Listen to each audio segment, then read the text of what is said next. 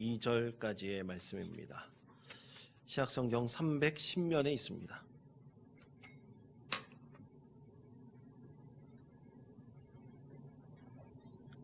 에베소서 1장 1절에서부터 2절까지의 말씀을 우리 다 같이 한 목소리로 봉독하겠습니다. 하나님의 뜻으로 말미암아 그리스도 예수의 사도된 바울은 에베소에 있는 성도들과 그리스도 예수 안에 있는 신실한 자들에게 편지하노니 하나님 우리 아버지와 주 예수 그리스도로부터 은혜와 평강이 너희에게 있을지어다. 전해드리겠습니다. 저는 연초에 꼭 기도원에 방문하여 1년 동안 우리 성도들이 제출하신 그 기도 제목을 가지고 기도를 합니다.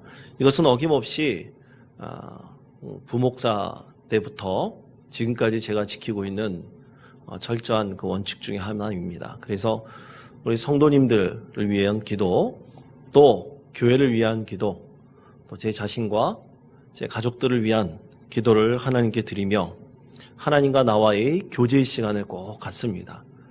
영적으로 그 시간을 갖는 것이 목회자에게는 너무나 귀중한 시간이므로 그 시간이 참으로 하나님의 은혜 가운데 거하는 복된 시간이었습니다.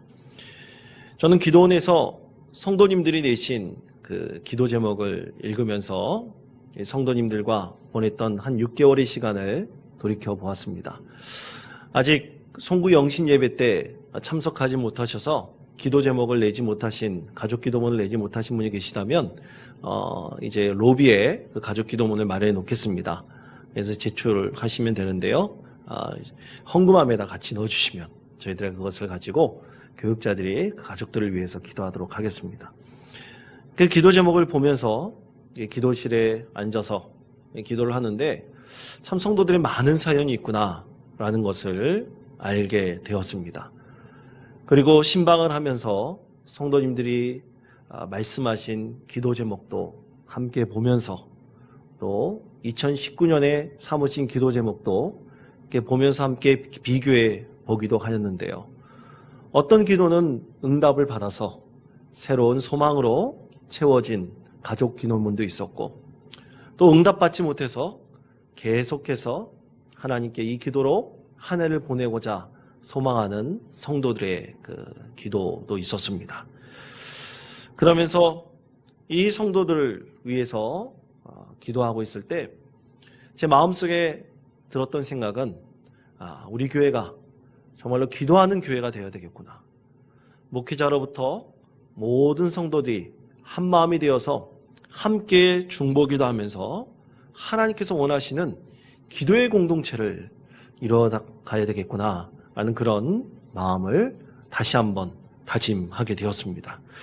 그러면서 기도하는 가운데 과연 교회가 무엇인가? 그것을 한번 깊이 숙고해 보았습니다. 그렇게 숙고하는데 제가 지금까지 목회를 하면서 거쳐왔던, 경험하였던 교회들이 주마등처럼 지나갔습니다. 그리고 그 교회들이 어떻게 시작되었고 그 교회들이 가운데 하나님께서 어떠한 역사를 하셨는지도 다시 한번 생각하면서 살펴보게 되었습니다. 제가 섬겼던 어떤 한 교회는 참으로 큰 교회였었는데 교회가 큰 분란이 닥쳐서 갈등으로 인해서 5개의 교회로 갈라지게 되었습니다. 그 과정 가운데서 많은 성도들의 아픔이 있었고 눈물이 있었습니다. 5개의 교회로 갈라지고 난 다음 그 중에서 2개의 교회는 흔적도 없이 사라지고 지금까지 3개의 교회가 지금까지 명맥을 유지하고 있고요. 그 중에서 어떤 교회는 성도들이 불철주야 교회 예배당을 지키고 또 함께 기도하였던 그 교회는 새로운 담임 목사님을 모시고 지금까지 성장의 길을 걷고 있습니다. 제가 섬겼던 교회가 바로 그 교회였습니다. 그 이야기를 성도님들과 또 장로님들을 통해서 듣게 되었을 때, 이런 드라마틱한 일도 있구나. 교회를 지켜나가기 위한 성도들의 애달픈 사형과 피눈물이 이 교회 가운데 묻어 있구나라는 것을 깨닫게 되었습니다. 또 어떤 교회는 우리 한국교회 참으로 아픈 과거의 역사와 함께 가였던 교회였는데요. 한국 교회 이 장로회가 기독교 장로회와 예수교 장로회로 갈라지게 되었을 때였습니다. 기독교 장로회의 편에 서 있던 목사님과 그리고 예수교 장로회 편에 서 있던 장로님들과 갈등을 빚게 되었습니다. 결국 교회는 두 개로 갈라지게 되었죠. 상당수의 많은 교인들이 이 기독교 장로회에 있는 목사님 편에 서게 되었습니다. 그때 의사였던 한 장로님은 지금 우리가 보는 이 강대상보다 한 2배 정도 되는 강대상이 있습니다. 두 사람이 들기에도 벅찬 그 강대상을 혼자 끈에 매가지고 줄에 매가지고 짊어지고 그 예배당을 나왔다고 합니다. 그래서 그 예배당을 나온 그 강대상을 가지고 자기 병원 2층에 강대상을 듣고 그때 새롭게 교회를 시작하였는데요. 그 교회가 수십 년 뒤에 성장하여서 5천 명이 넘는 교회로 성장하게 되었습니다. 그리고 목사님 편에 섰던 그 교인들은 수십 년 전이나 지금이나 그 숫자에 큰 변동 없이 그런 명맥을 유지하고 있는 교회가 되었습니다. 또 작년 말까지 아니 그 이전 저와 함께 동역하였던 목회자 4명이 각자 나름대로의 소망을 가지고 성도들과 함께 교회를 개척했다는 소식도 듣게 되었습니다. 그러니까 이 몇몇 성도들과 뜻을 합하여 이제 교회를 4개를 개척하게 된 것입니다. 자기가 살던 지역 또 그렇지 않은 지역에 가서 4개의 교회를 개척했다는 그런 소식을 듣게 되었을 때 참으로 축하할 일이기도 했지만 이 개척이라는 것이 말이 개척이지 고난의 십자가를 지는 일인데 이 가운데 하나님께서 어떻게 그들에게 힘을 주실까? 그러면서 그들을 위해서 또 기도하는 시간도 갖게 되었습니다. 이 4명의 목회자가 또 함께 동역했던 목회자들이 개척했다는 그 소식을 듣고 또 8년 전에 저와 너무나 가깝게 지냈던 3명의 목회자가 공동 목회를 하겠다라고 하면서 공동 발기인이 되어서 교회를 시작했던 것이 기억났습니다. 이 3명의 목회자가 공동 목회를 하면서 카페를 이제 열면서 카페를 3명이 이제 돌아가면서 경영을 하고 그리고 이제 그 주일날 그 카페에서 예배를 드리는 것입니다. 속히 문화 사역을 중심으로 한 카페 교회였습니다. 당시 그 3명의 목회자와 함께 하였던 7명의 가정이 7가정이 처음 발견이 되어 교회를 시작하게 되었고요. 전 세대가 함께 드리는 예배를 지향하는 그리고 이 문화사역과 상담과 가정을 중심으로 한 교회였습니다. 예배 시간도 지금처럼 9시에 11시에 드리는 것이 아니라 오후 3시에 단 한 번 전 세대가 함께 드리는 그런 교회였습니다. 지금까지 8년 동안 그 교회는 계속해서 성장했고요. 3명의 목회자가 공동 목회를 하면서 주일날 3명이 돌아가면서 또 설교를 하면서 참으로 협력하여 아름답게 교회를 세워가고 있었습니다. 현재는 약 70명 정도의 성인들과 또 아이들이 모여서 함께 예배드리는 그런 믿음의 공동체를 이루고 있다고 합니다. 기도원에서 그렇게 기도하면서 제가 사역했고 또 지인들의 개척한 교회들 또 저와 연관된 교회들에 대해서 생각해 보았습니다. 그러면서 제 스스로 교회에 대한 몇 가지 질문을 하게 되었습니다. 그 첫 번째는 과연 교회란 무엇인가? 라는 질문이었습니다. 두 번째는 교회는 어떤 비전과 꿈을 가지고 있는가? 라는 두 번째 질문이었고요. 마지막 세 번째는 그 꿈과 비전을 위해서 우리는 지금 무엇을 하고 있는가? 라는 질문이었습니다.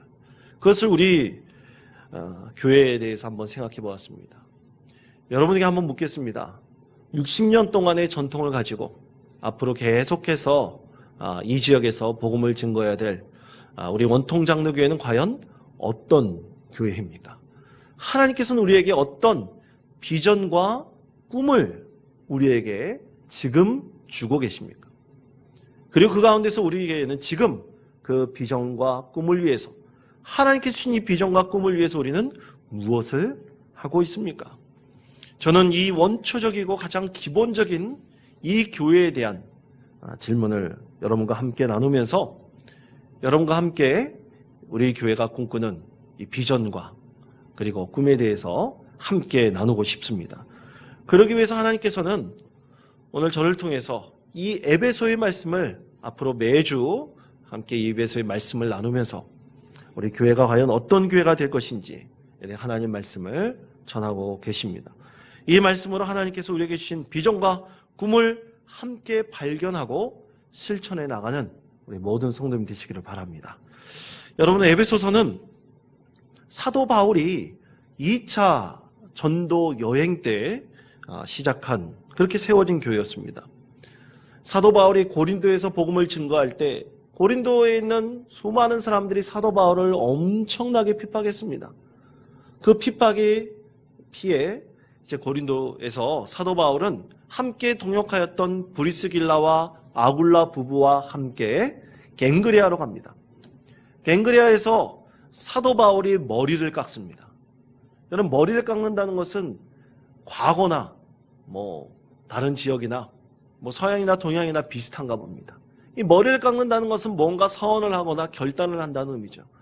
사도 바울은 거기서 머리를 깎으면서 하나님께서 나에게 주신 이 사명을 끝까지 감당하리라, 하나님께서 보여주신 그 길대로 가리라 결단을 하고 서원을 합니다. 그래서 갱그리아에서 머리를 깎고 그가 갔던 곳이 바로 에베소였습니다. 이 에베소에서 그는 회당에 들어가 유대인들에게 약 3개월 동안 복음에 대해서 가르치고요.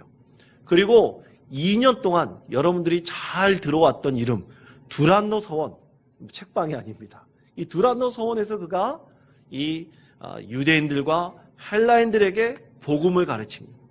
예수님에 대해서 증거를 하고 하나님 대해서 복음을 전합니다. 약 3년 동안 에베소에 머물며 거기서 사람들에게 열심히 복음을 전하고 가르치는데 그때 생겨났던 교회가 바로 에베소 교회입니다. 성경은 이 사도행전 19장 8절에서부터 9절까지의 말씀을 통해서 이렇게 증거합니다. 바울이 회당에 들어가 석 달 동안 담대히 하나님 나라에 관하여 강론하며 권면하되 어떤 사람들은 마음이 굳어 순종하지 않고 무리 앞에서 이 도를 비방하거늘 바울이 그들을 떠나 제 아들을 따로 세우고 두란노 서원에서 날마다 강론하니라. 2해 동안 이같이 하니 아시아에 사는 자는 유대인이나 헬라인이나 다 주의 말씀을 듣더라. 아멘. 이 에베소에 사는 많은 유대인들과 헬라인들이 이 사도 바울을 통해서요 하나님의 말씀을 듣고 그 가운데서 그리스도인들이 되었습니다. 그런데 여러분, 참 교회가 시작되고 복음을 증거할 때 여러분 어려움들이 참 많이 있습니다. 아까 말씀드렸던 개척했던 교회들 굉장히 많은 어려움과 고난이 있습니다. 이 사도 바울이 에베소 교회의 복음을 증거할 때도 마찬가지였습니다. 여러분, 에베소 교회는, 이 에베소 지역은 당시에 굉장한 특수한 상황 가운데 놓여 있었습니다. 이 에베소라는 곳에는 여러분 사진에 보여주는 대로 고대 유적 중에 하나인 이 아데미 신전이 그곳에 있었습니다. 이 아데미라는 우상을 섬기는 엄청나게 큰 신전이 그 에베소에 있었는데요. 다음 사진을 한번 보여주시기 바랍니다. 이 신전의 모양이 과거에 이랬을 것이다 라는 추측하는 도면입니다. 여하튼 화면에 보여지는 대로 이 아데미 신전이 당시에 7대 불가사의 중 하나로 불릴 정도로 엄청나게 큰 우상을 섬기는 신전이 에베소에 있었습니다. 그렇기 때문에 에베소에는 엄청나게 많은 우상들을 섬기고 있는 곳이었습니다. 여러분, 우상들을 섬기면 우상들을 섬기는 사람들이 있어야겠죠. 그처럼 마술사들이 굉장히 많이 있던 곳이었습니다. 그리고 점쟁이들도 굉장히 많이 있었습니다. 바로 그러한 곳에 바로 이런 영적인 혼란함과 혼탁함이 팽배해 있는 곳이 바로 에베소였습니다. 그때 거기서 사도 바울은 최선을 다해서 복음을 증거했습니다. 그때 하나님께서는 이 사도 바울을 통해서 엄청나게 많은 이적을 일으키셨습니다. 다른 지역보다 더 많은 이적을 일으키셨습니다. 왜냐하면 그것이 영적으로 너무나 혼탁한 지역이었기 때문이죠. 그래서 심지어 사도 바울이 가는 곳마다 그가 만진 물건에 손을 대면 병이 치유되기도 했고요. 사도 바울의 몸에 손을 대면 귀신이 그 즉시 쫓겨나는 기적이 일어났습니다. 사도 바울이 가는 곳곳마다, 복음을 증거하는 곳마다 병이 치유받고 귀신이 쫓겨나가는 놀라운 이적이 그 가운데 많이 일어나게 되었습니다. 그것을 보고 마술이라는 것이 거짓말 아닙니까? 남을 속이는 거 아닙니까? 마술사들이 그것을 보고 놀라 예수를 믿게 되었습니다. 점쟁이들도 엄청난 하나님의 이적을 보고 예수를 믿게 되었습니다. 더 놀라운 것은 그렇게 마술사들과 점쟁이들이 예수를 믿게 되니까 점쟁이들과 마술사일 때 현혹되었던 수많은 에베소에 사는 사람들이 예수님을 믿게 되었습니다. 아, 마술사나 점쟁이들도 믿게 되었구나. 그 예수님을 나도 한번 믿어보겠다. 수많은 사람들이 교회로 몰려들기 시작했습니다. 그렇게 에베소 교회가 생겨난 것입니다. 그렇게 3년 동안 에베소에서 열심히 가르치고 수고한 이 사도 바울은 수년 뒤에 밀레도로 가서 밀레도에서 거주하면서 마지막 고별 설교를 하기 위해서 이 에베소에 있는 장로들을 초청을 합니다. 그리고 그곳에서 장로들에게 이렇게 고백을 하죠. 사도행전 20장 24절의 말씀입니다. 나의 달려갈 길과 주 예수께 받은 사명 곧 하나님의 은혜의 복음을 증언하는 일을 마치려 하면은 나의 생명조차 조금도 귀한 것으로 여기지 아니하노라. 사도 바울이 이렇게 에베소의 장로들에게 고백을 합니다. 지금까지 과거에서 현재까지 내가 이런 마음으로 사역하였다.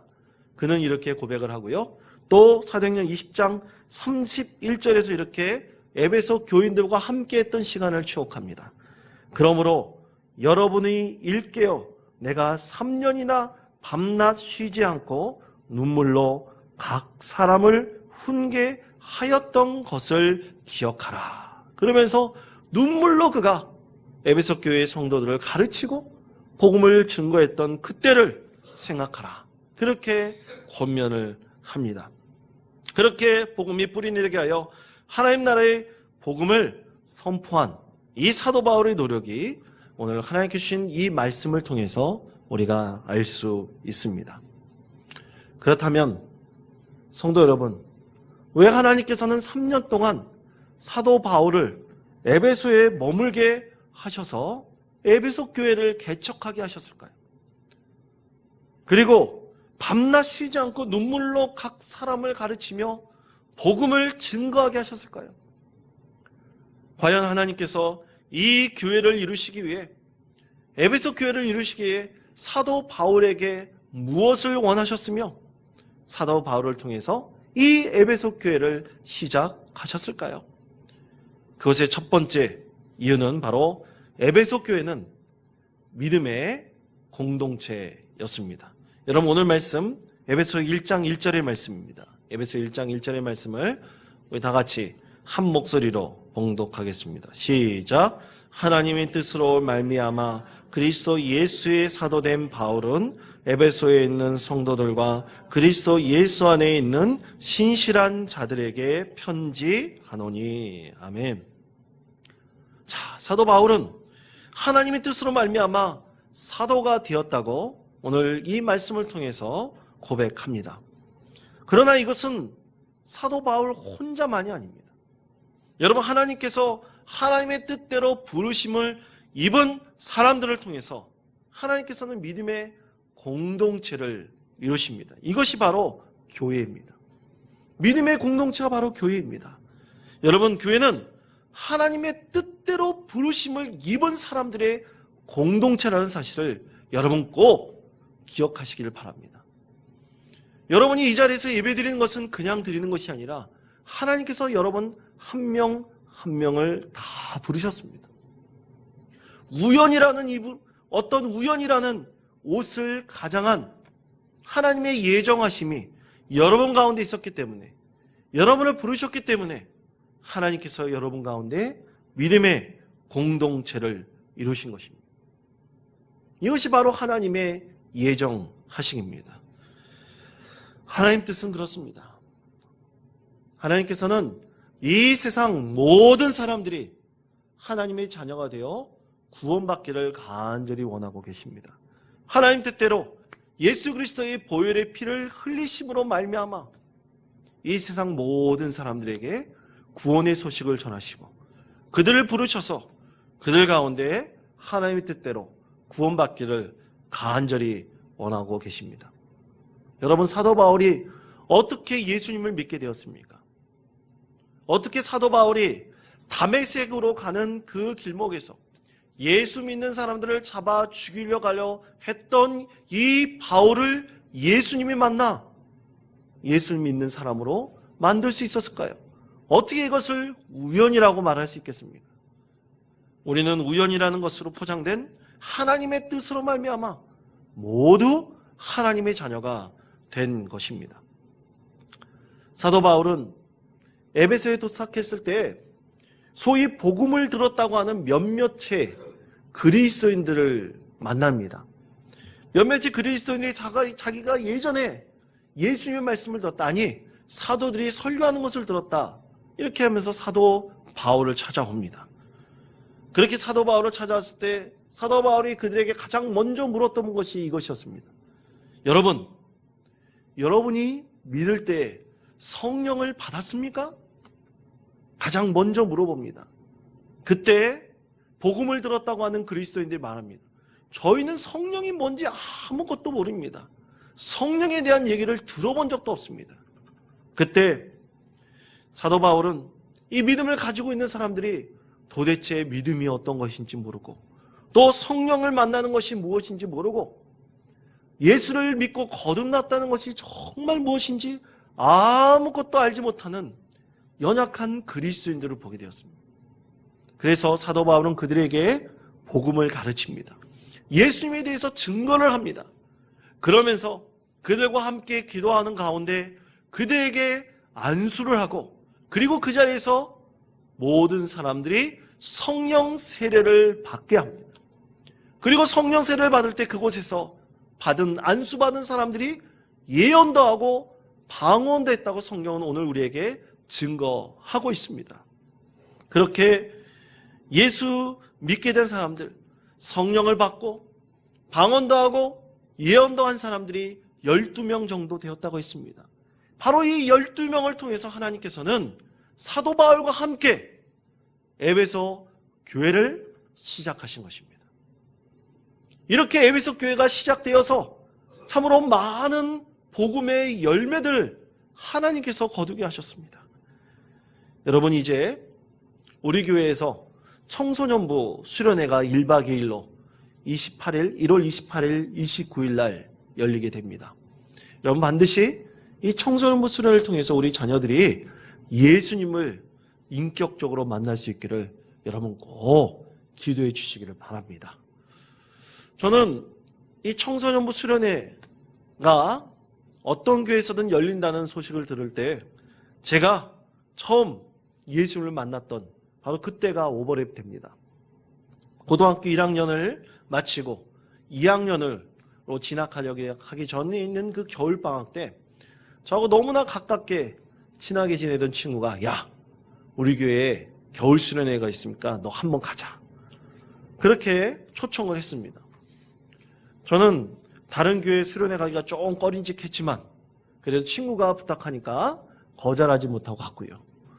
한마음에서는 혹시 예쁜 자매들이 있을까라는 기대하는 마음도 하고 갔습니다. 이제 가가지고 수련회를 진행을 하는데 참 찬양도 부르고 율동도 하고 재밌는 레크레이션도 하고 참으로 기분이 좋았습니다. 그리고 수련회 저녁 전사님이 이 집회를 인도하면서 예수님을 만나고 싶은 사람이 있으면 앞으로 나와라. 그런 얘기를 듣고 괜히 마음이 끌렸습니다.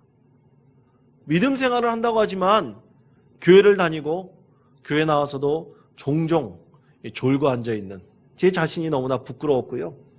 예수님을 만나고 싶다. 그런 마음이 갑자기 들었습니다. 그래서 앞으로 나아가게 되었죠. 그러면서 그 자리에서 무릎을 꿇고 회개 기도를 올려드렸습니다. 많은 친구들과 회개 기도를 했습니다.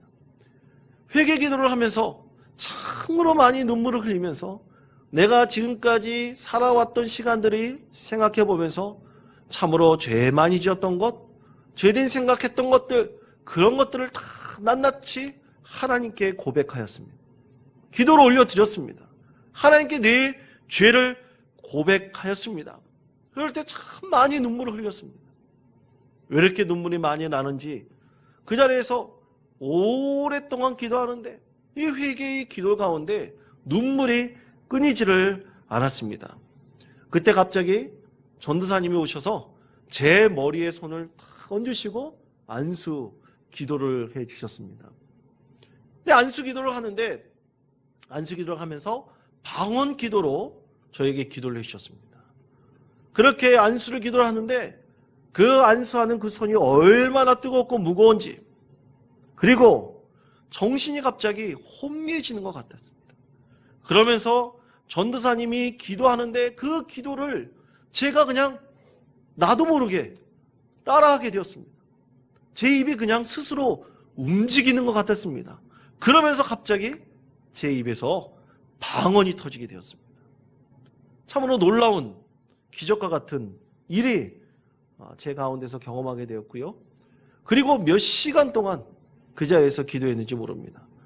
그때 온몸이 땀으로 범벅이 되고 또 그때 받은 은혜가 너무나 크고 기뻤습니다.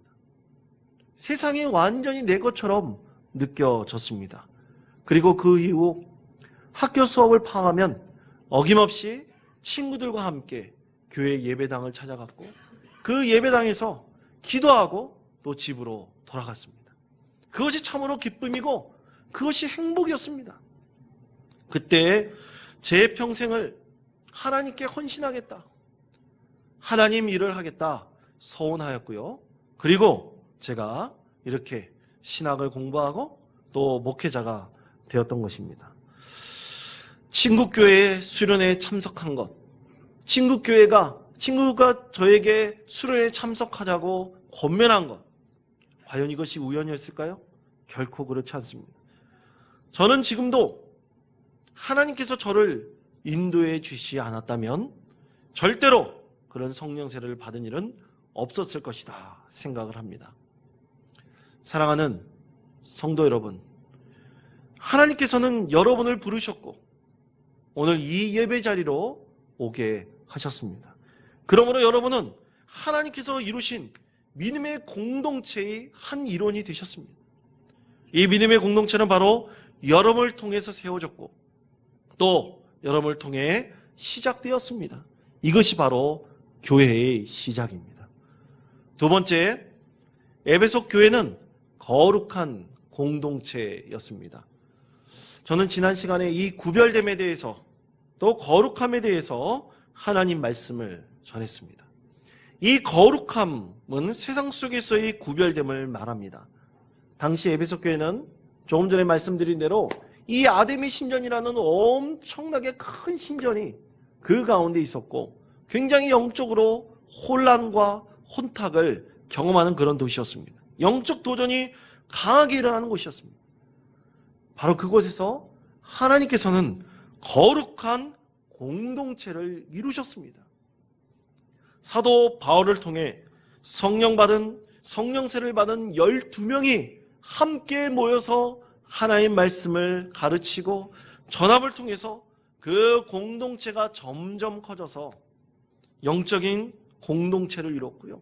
거룩한 구별된 공동체를 이루게 되었습니다. 하나님께서는 사도 바울을 통해서 오늘 하나님의 말씀을 지금 이 편지를 통해서 우리에게 알려주고 계시는데 여러분 이 편지의 수신자들을 보십시오.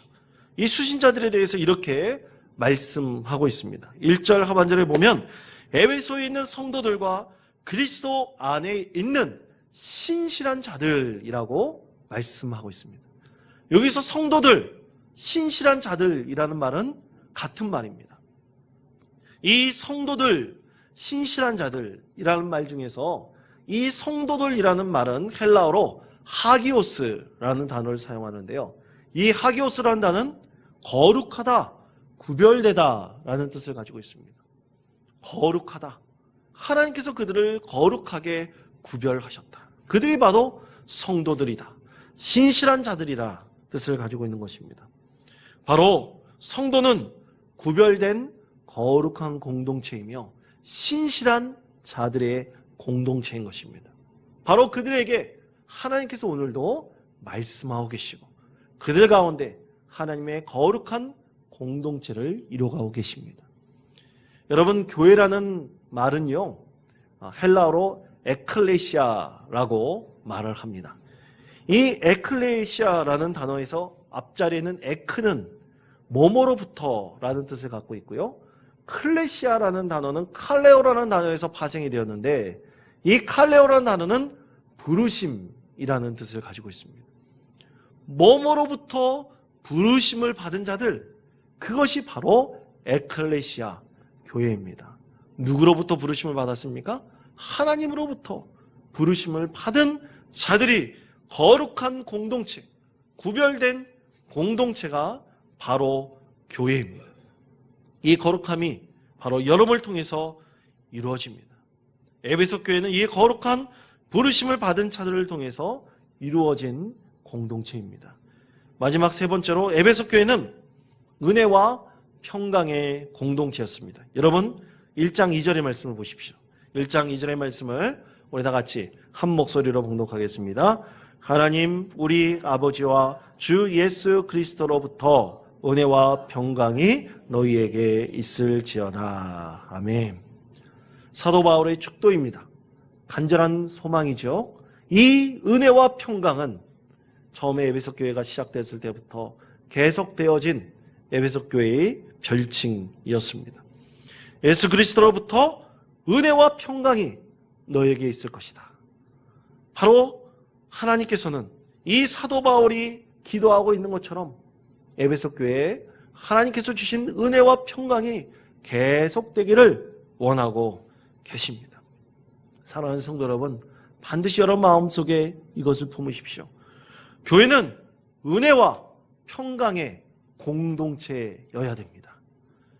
그것이 없다면 교회는 더 이상 하나님의 뜻대로 부르심을 입은 자들의 믿음과 거룩한 공동체가 될 수가 없습니다. 우리가 반드시 이 은혜와 평강의 공동체를 이루어야 됩니다. 자, 그렇다면 여러분, 진짜 은혜와 평강이 과연 무엇일까요? 지구촌교회의 원로 목사이신 이 이동원 목사님께 함께 동역하였던 동역자들과 그리고 언론인 몇 명이 이 목사님께 이런 질문을 했습니다. 목사님, 도대체 건강한 교회, 이상적인 교회는 어떤 교회입니까? 그때 이동원 목사님이 이렇게 대답하고 싶었답니다. 참된 은혜가 필요하십니까? 참된 평강이 필요하십니까?